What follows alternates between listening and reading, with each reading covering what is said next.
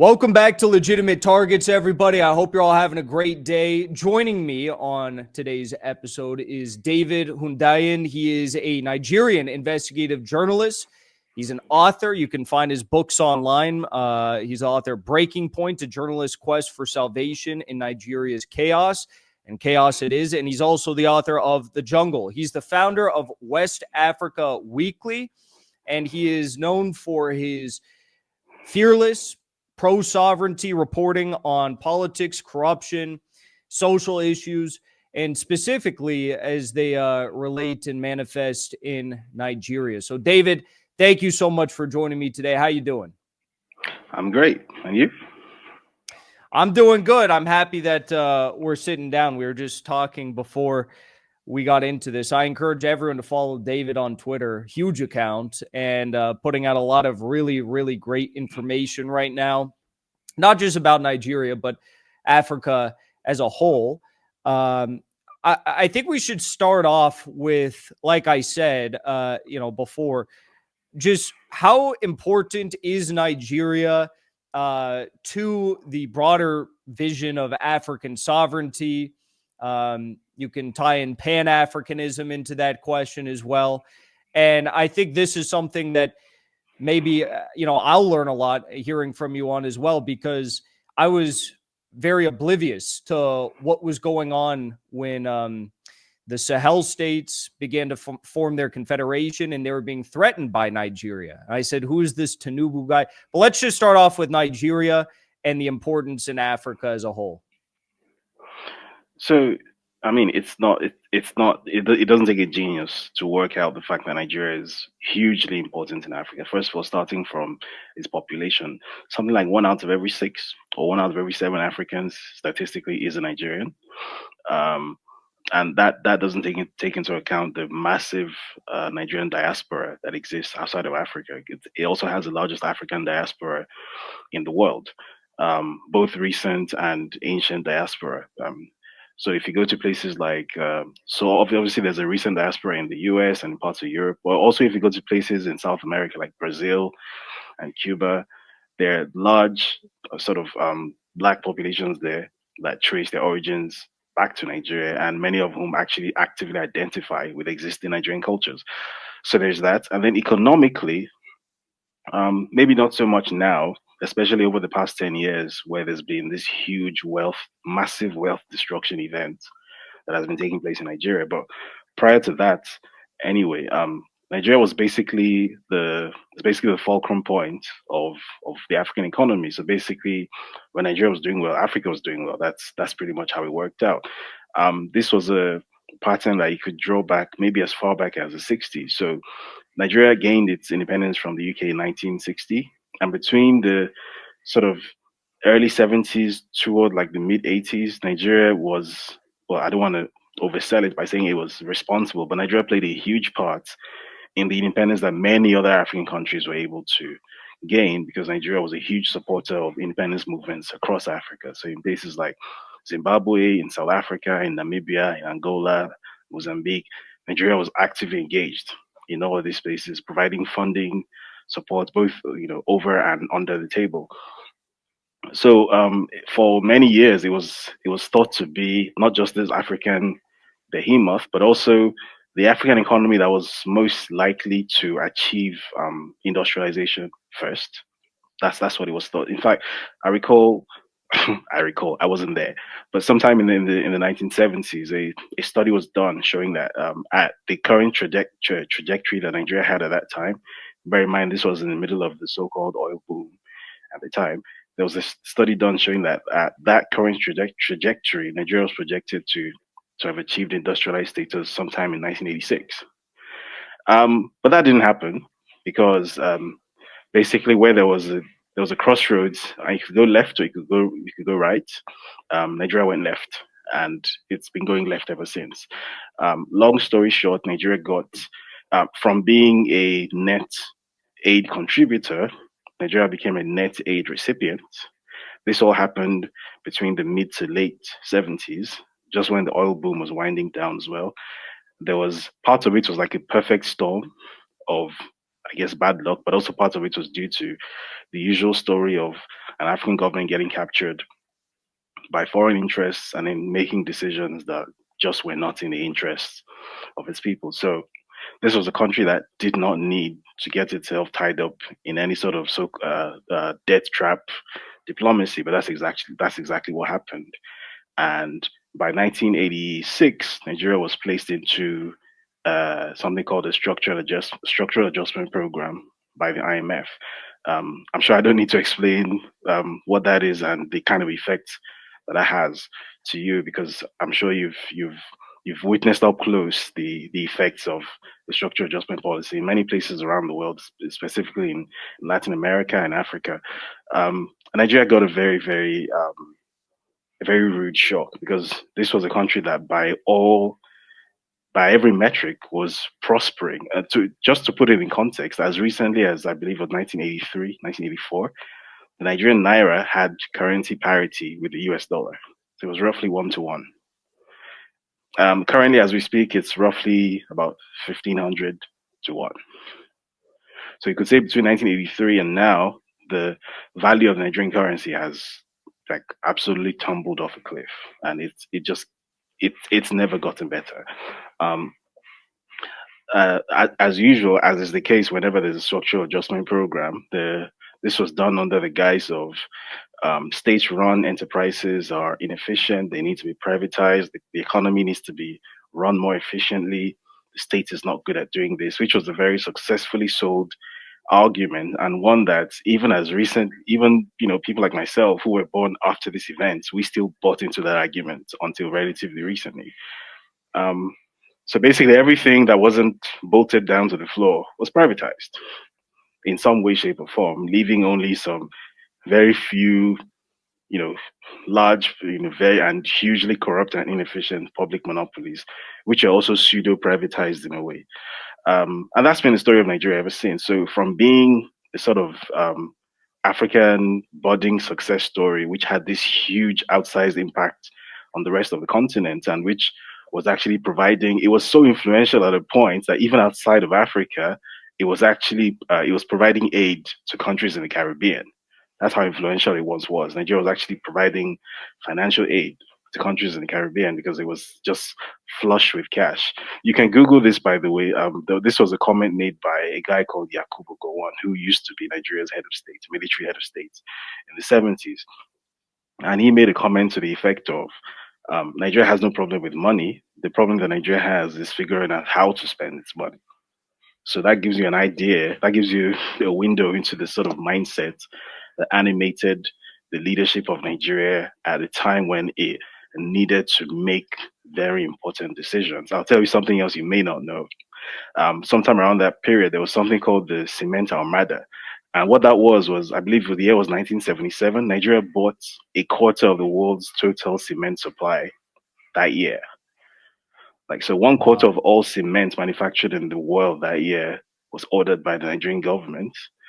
And there were apparently 400 ships filled with cement just waiting off the coast of Lagos.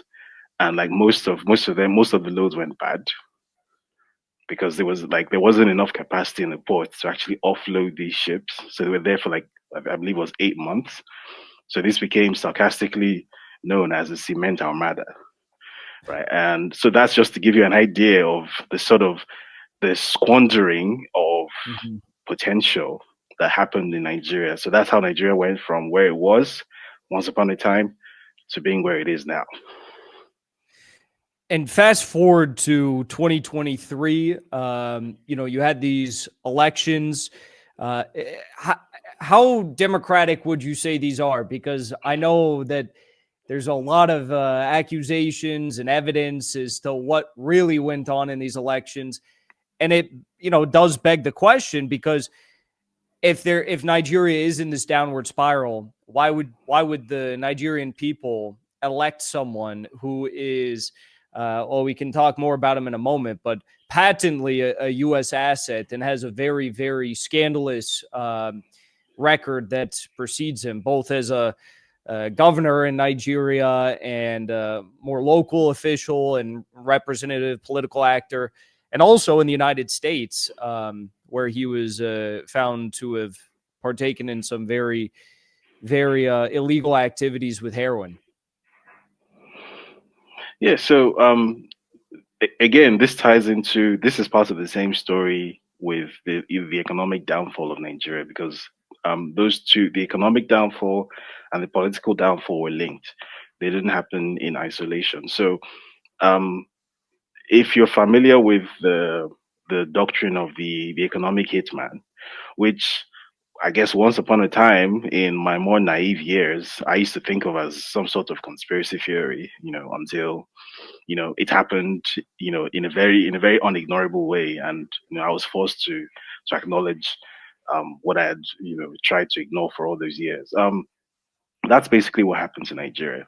A decision was made by whoever, but in the places where power actually resides on this planet. So those places, we know where those places are: DC, London, Brussels, Paris, the centers of global geopolitical power, basically Western geopolitical power. And Nigeria, again, being an African country that had made what I now think of as a strategic mistake, which was the mistake of refusing to align itself properly during the Cold War. So Nigeria was part of something called the non-aligned movement.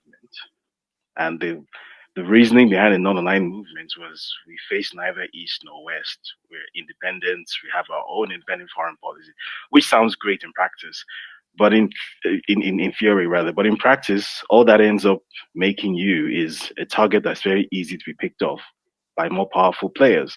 And that's exactly what happened. So these usual suspects found their way, wormed their way into the Nigerian government, then a military government. They, using their many tactics, they found their way into the center of the government. And so, going from a time when Nigeria was led by actual nationalists, people who you could describe as nationalists, even to the point of almost being extremists. So, people like General Murtala Mohammed, for example, who was actually who was assassinated in a failed coup.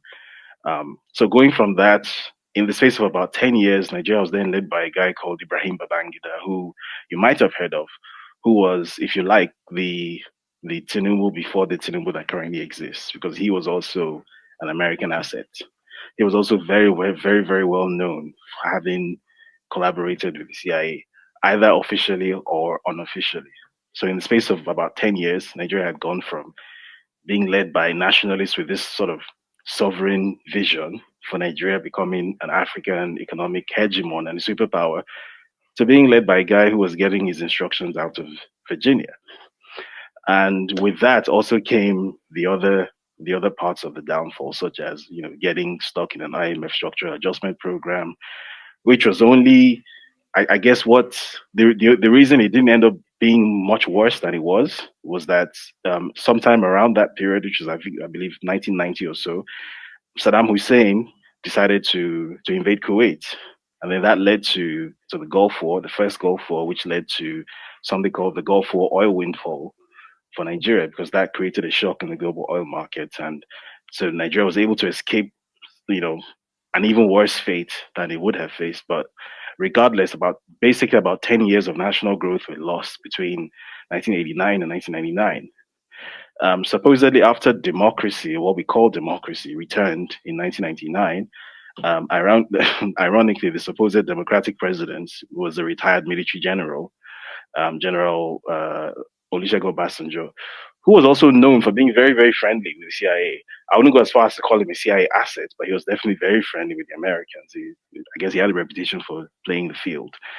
And he, I guess, did some of the right things. There was a huge what's the word I'm looking for? Economic recovery under him between 99 and 2007.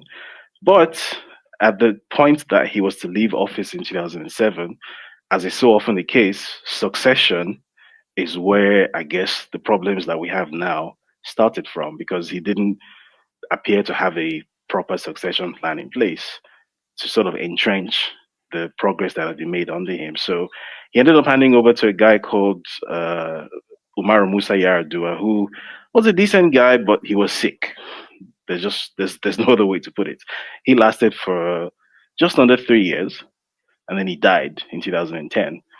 So power ended up going to his then vice president, a guy called Goodluck Jonathan, who then ended up completing his term, then ran for election again in 2011, and then finally, lost the next election in 2015. Now that election that was lost in 2015 wasn't just an election. That was the first time. I didn't know what I was witnessing at the time, but that was the first time I witnessed an actual Western-led regime change operation in Nigeria. I didn't understand what I was looking at the time. I was like, I had a front row seat because not only was I in Nigeria at the time, I was actually working in the marketing industry at the time.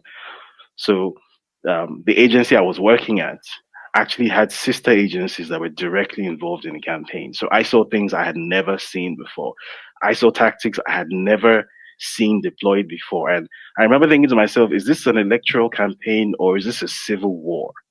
What's going on here? I saw very deliberate attempts to create ethnic polarization in a way that I had never seen before. I saw deployment of fake news in a way I'd never seen before. Let me give you an example of this. So in 2012, which was a full 3 years before the election, there was a there was a plane crash in Nigeria, the Dana Air Flight 992. I actually lost a friend in that plane crash. Now, within 30 minutes of the news going up that a plane has gone down in Lagos, right? I believe it was in McDonnell Douglas DC-9, I think it was.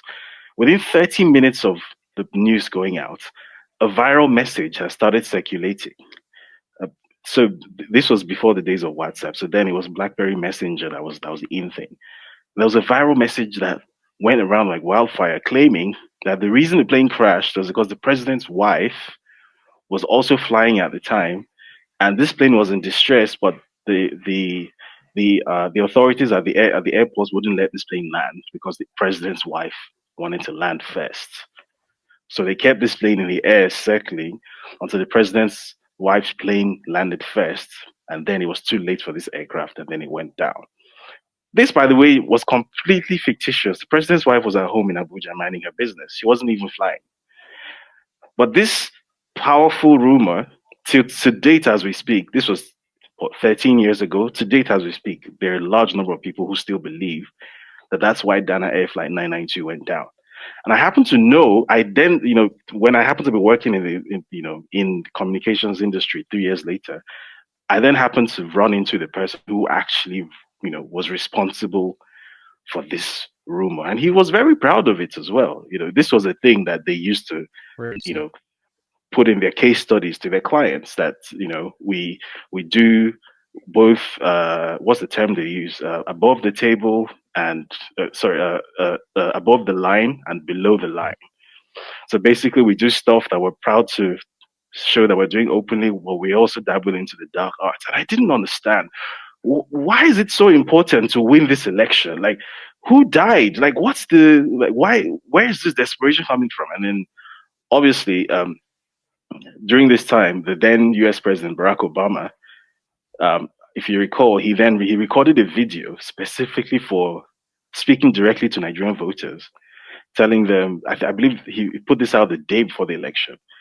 And it was a video on Facebook, which was directed at Nigerian voters specifically. And he said, I'm speaking to you directly, and said something about encouraging them to go out and vote for the next chapter, which is as good as saying, hey, go vote for the opposition. And this was the US president who, as you might imagine, was held in very high esteem at the time because he was thought of as the first black president in the US. He has an African background. He was almost kind of hero worshipped in these parts around then.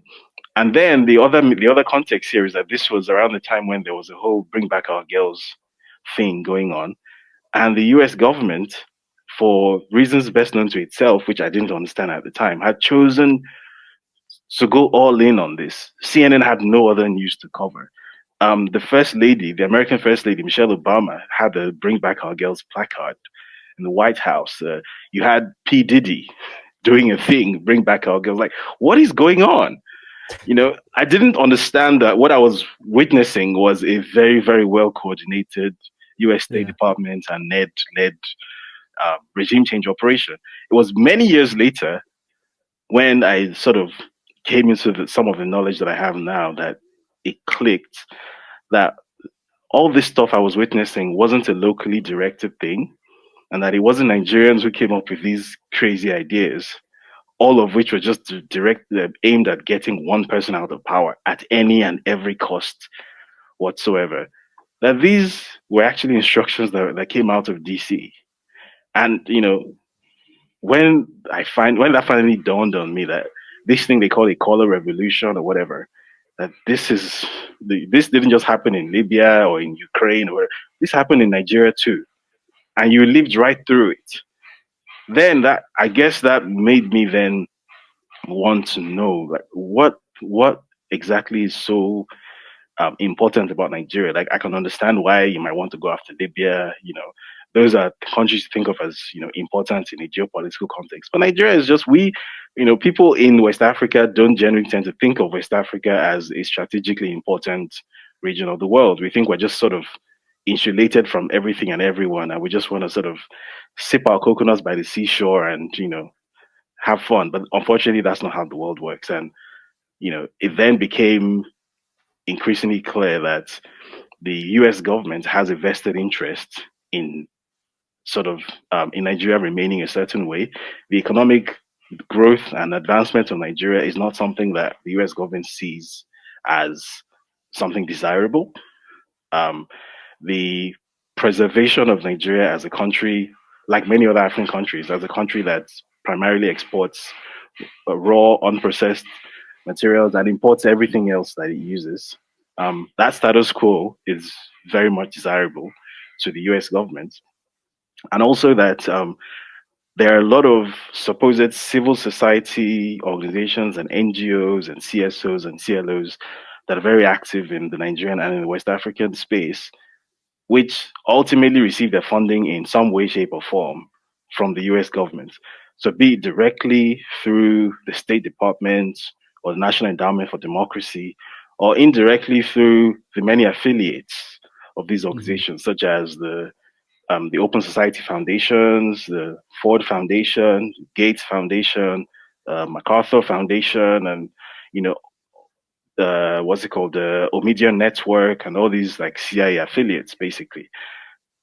And then, basically, the picture that started to jump out was that Nigeria is not anywhere close to as sovereign or independent or in control of its own affairs as we imagined that it was. That there's this huge behemoth of foreign influence which has its fingers intertwined at every level of Nigerian public affairs that we are not even aware of. I guess when this became especially obvious to me was when this was in, I had actually left Nigeria by this time. This was a couple of years ago. I think it was 2023. And there was to be a public hearing about it was something to do with the regulatory framework for GMOs, for introducing GMOs to Nigeria, right? And there was supposed to be a public hearing about it at the National Assembly. And on the day of the hearing, it turned out that the majority of the people who were actually present at the hearing weren't even Nigerians. Right. Bear in mind, this was, even though it was supposed to be a public hearing, most members of the public had never heard about it. It wasn't advertised. You had to sort of be in the know to even know that this was happening. And then, my associate who showed up on the day sent me a picture I can't forget, and maybe like 60% of the audience is a bunch of white faces. And it's like, who is so interested in what Nigerian farmers should or should not grow on their land? Why is this so important to foreign interests that you have like a whole auditorium here for this public hearing, and like most of them aren't even Nigerians? What's going on here? And you see that picture duplicated multiple times across so many parts of Nigerian public life. You see that happen every time. For example, there's a new bill that is to be debated or introduced or whatever, and you realize that the people who drafted the bill weren't even Nigerians. That happens a lot. So it's some NGO, and then you find out this NGO is funded by the UK Foreign Commonwealth and Development Office or USAID or something. And it's just like that. You have foreign entities writing your laws. You have foreign entities funding some of your institutions. So there's an institution in Nigeria called the International Institute of Tropical Agriculture. It's basically if you grow food or if you do anything relating to agriculture in West Africa, that's like your premier institution, right? And this institution, as I got to find out quite recently, most of its operations are funded by the Gates Foundation. This is a government institution, right? It was founded by an act of parliament, but it's funded by the Bill and Melinda Gates Foundation. And it's to me, it's very obvious that there's a clear conflict of interest there because Of course.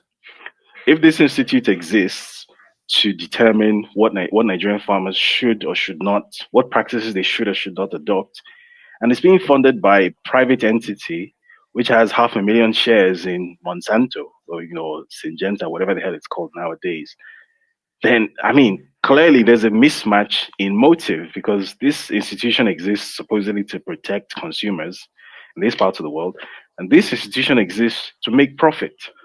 And those two incentives do not necessarily align at all.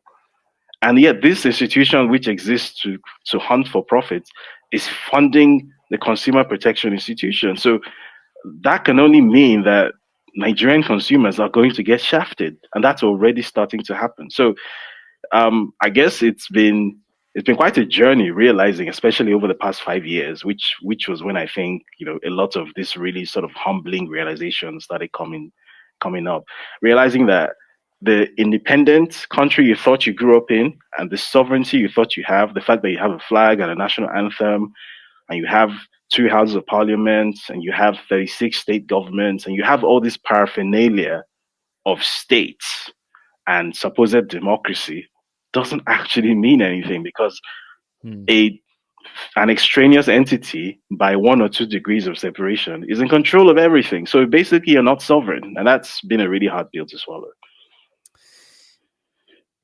Moving forward into 2027, I believe in February is supposed to be the next elections for Nigeria. And there's a lot at stake here, with the Sahel Confederation taking off and they're trying to get their feet, and other countries I'm sure would like to duplicate that fight for sovereignty. Having control over Nigeria is a very big issue for the United States right now, especially. So what do you think are going to be the most important steps that have to be taken to ensure that fair elections can be held in Nigeria, that Nigeria can have a chance at moving towards sovereignty? And also, I found it interesting. I saw you wrote about what you dubbed the contradiction between ivory tower Pan-Africanism versus a Pan-Africanism of strategic survival. How does this all factor in moving forward for the vision of Nigerian sovereignty? Okay, so the two, I guess the answer is going to be divided into two. So the first is the local answer. So ultimately, regardless of whatever geopolitical interest exists, the ultimate decision as to what happens to Nigeria will always depend on Nigerians themselves. Um, because ultimately there's 200 million people. There's only so many guns. There's only so many bullets. You can't really kill 200 million people. It's not physically possible. So, regardless of whatever intimidation or whatever tactics might be deployed to sort of force an outcome, if the Nigerian people decide, as the people of Burkina Faso decided in 2014, that they've had enough, there aren't enough soldiers, there aren't enough guns, there aren't enough bullets, there aren't enough tanks to get rid of everybody. They just aren't. It's just logistically impossible. So, um, and I've tried to make this point even on social media of recent, where I try to avoid being seen as, openly inciting people.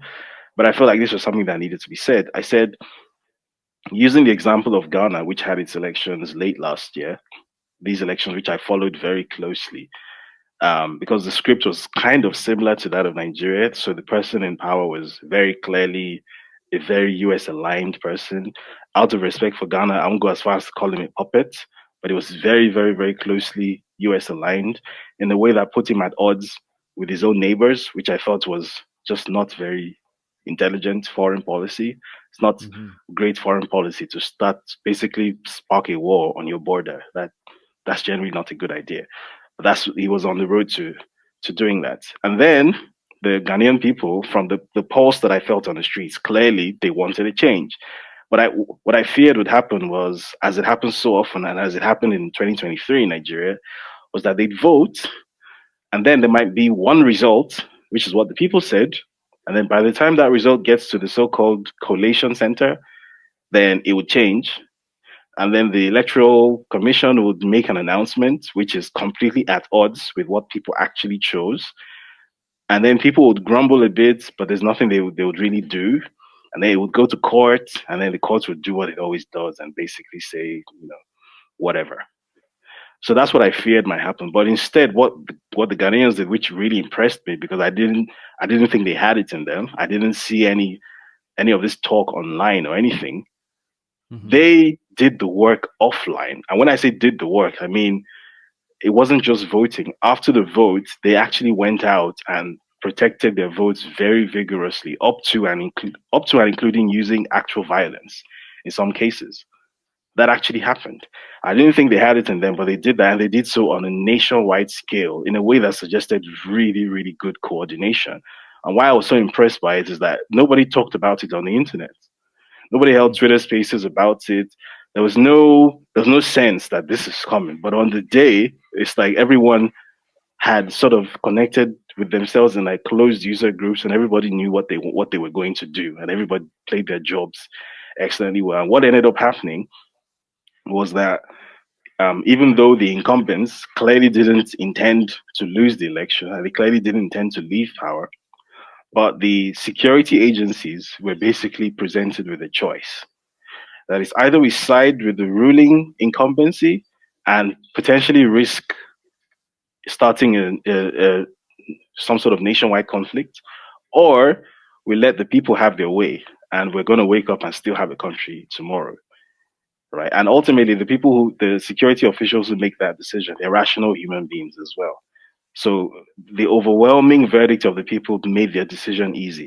I feel like that wasn't done in Nigeria in 2023. In 2023, um, the other scenario I described, where the Electoral Commission makes an announcement, they made the announcement at 4 a.m. in the morning, by the way, to give you just some perspective of how absurd it was.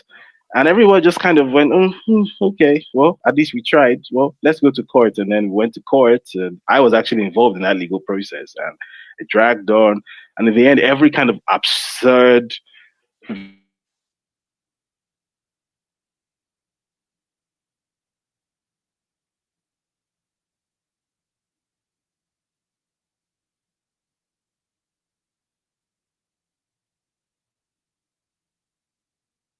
what the hell is it?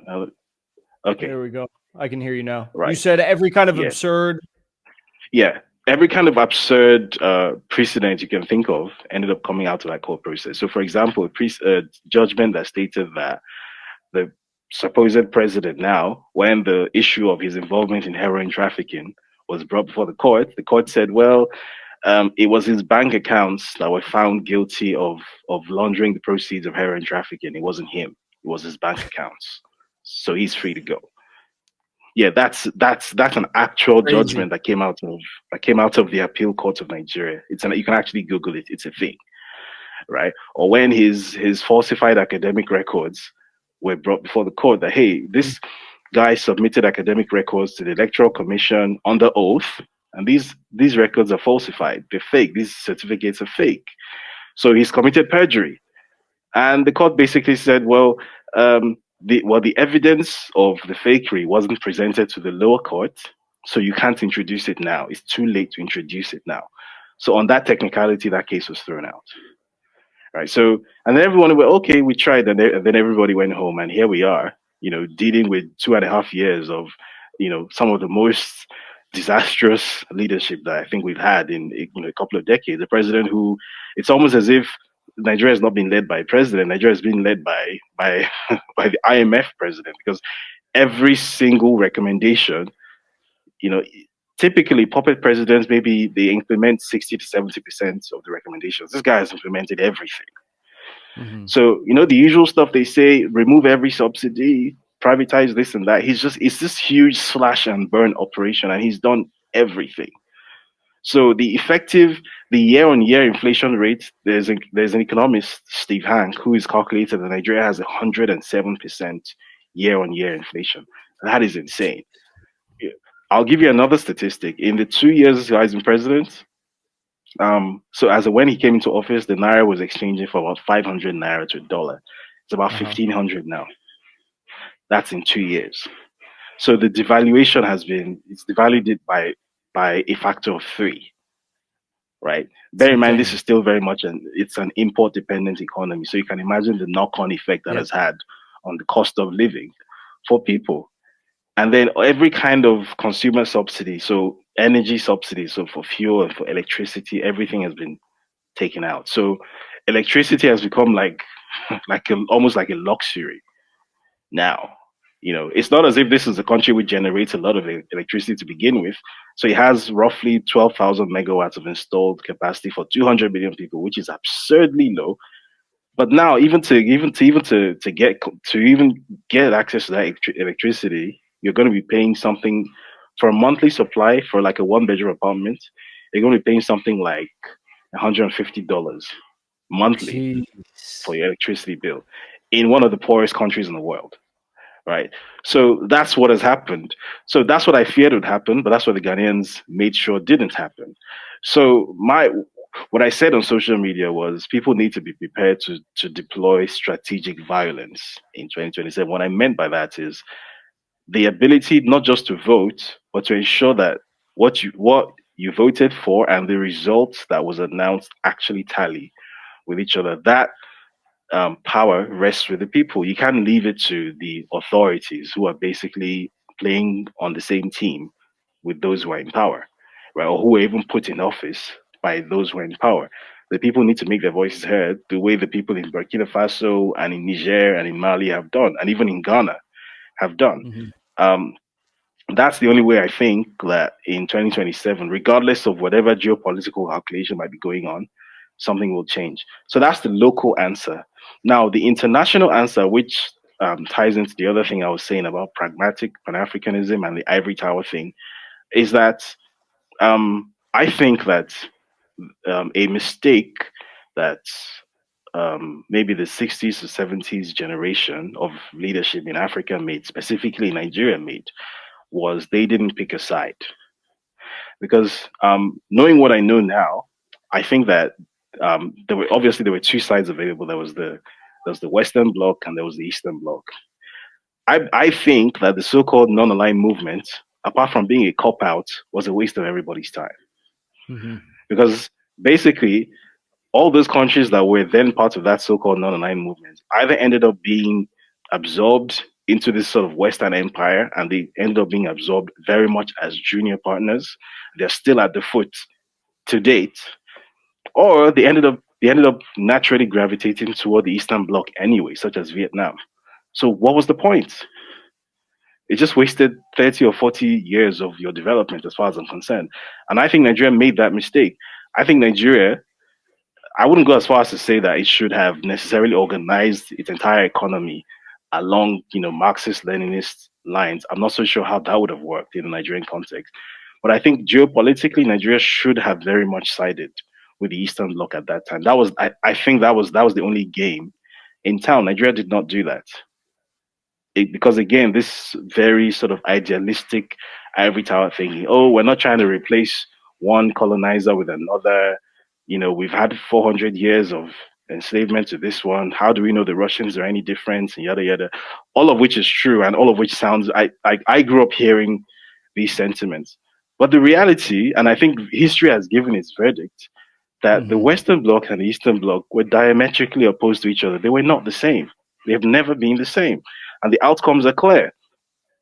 So China, for example, which is now the world's largest economy, as many are starting to acknowledge, China got its, if you like, its technical and technological starter kit from the USSR. Right, there was a It's true. vast amount of technology transfer that took place in the 50s, which I think is a story that is not acknowledged anymore. But without that technical transfer, China wouldn't be where it is today. And that happened because China picked a side, right? But the Nigerian government didn't pick a side. The Nigerian government thought it could do what also, I guess, what the Indian government tried to do.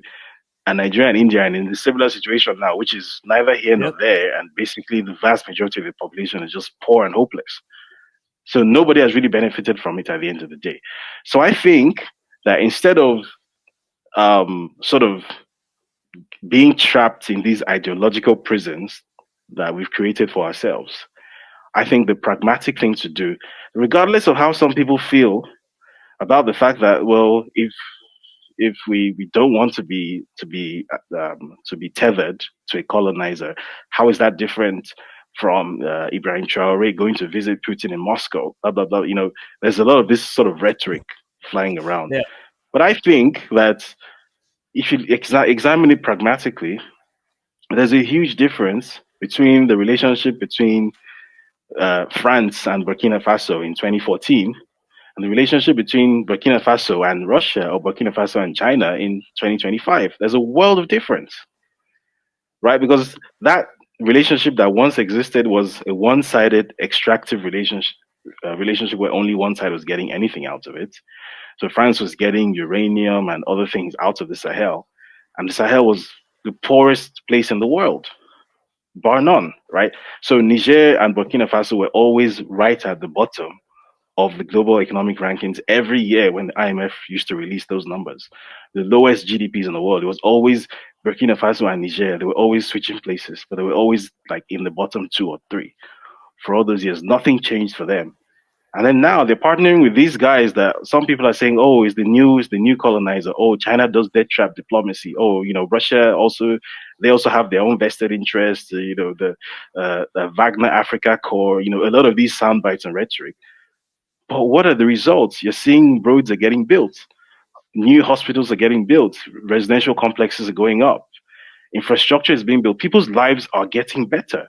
And then you're looking at the economic numbers from a strictly economic point of view, and you're seeing, countries like Niger are doing 10% year-on-year economic growth. 10%. That's Crazy. unthinkable for, the last time Nigeria had numbers like that, I think in 2015, Nigeria was the third fastest growing economy in the world prior to the regime change operation. And it was doing about 7%. And for some of us, that felt like El Dorado. So I can imagine what 10% would feel like. We haven't had those numbers since the oil boom, 40, 50 odd years ago.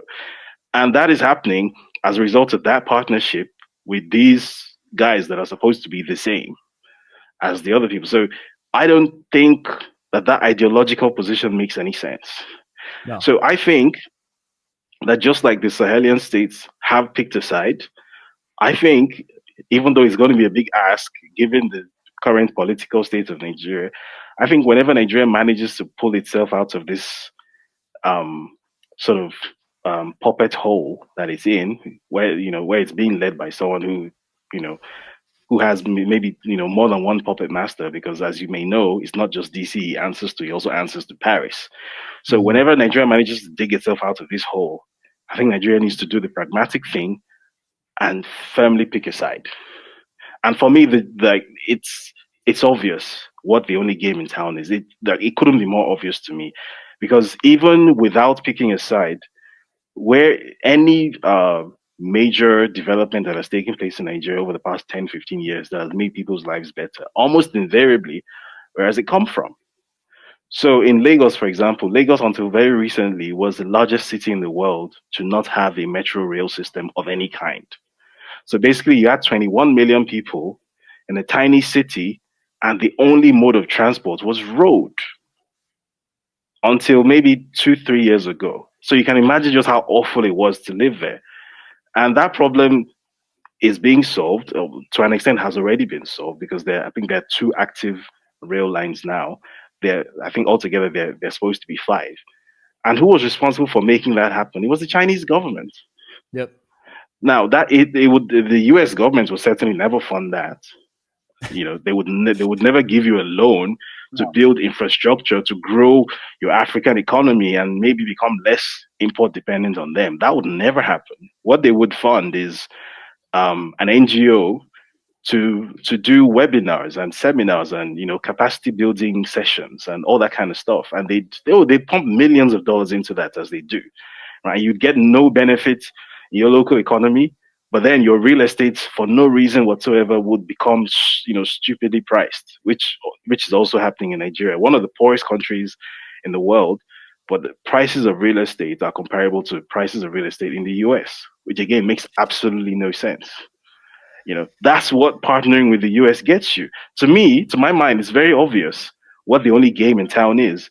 But unfortunately, there's a whole genre of sort of classic Pan-Africanists that doesn't want to hear any of this. They just think Pan-Africanism means that you're basically going to grow your technology, your infrastructure, your economy out of sort of rough potatoes and kimchi. And that's really not how it works. Yeah. Well, I think it's becoming clearer each and every day. And obviously there's going to be problems. But that's the thing. It's like, even looking, I think it was in Niger. Like, they had some dispute with some Chinese companies about how many Chinese workers were working in a gold mine versus workers from Niger. And they said, look, we had an agreement. You guys are not adhering to it. We need to negotiate now. And the Chinese were like, okay, fine, let's talk. That's even something like that. You'd never see that from the United States either. So there Absolutely will be problems. But it's about just understanding that we live in a complex world, and it's not perfect, but this might be the only option right now. And it's a damn good option compared to the alternative. So, Absolutely. David, there's a lot we didn't get to. So I hope to speak again with you again soon. And there's going to be a lot leading up to February of 2027. So thank you so much for joining me today. Where should people follow along with you online, and where can they check out your books if they'd like to purchase them? Right. So on Twitter and Instagram, it's just my full name. So it's at David Hundain. My books are available on Amazon. So my first book is called The Jungle. So just Google The Jungle, David Hundain. It's on Amazon. If you're in Kenya, it's available at Noria Kenya. That's the popular bookshop in Nairobi, Noria Books. If you're in Nigeria, it's available at Roving Heights. If you're in India, it's available at Midland Bookshop. And the same goes for my second book, which is called Breaking Points. Now, that's, I believe, is like my magnum opus. It's the book I'm especially proud of. It's the longest book I've ever written as well, 596 pages. And it's available also on Amazon, Nuria, Roving Heights, and Midland Bookshop. Very good. Thank you so much for joining me. I learned a lot personally. And like I said, again, I hope to speak again with you very soon about a whole host of other subjects. Absolutely. Thank you for having me.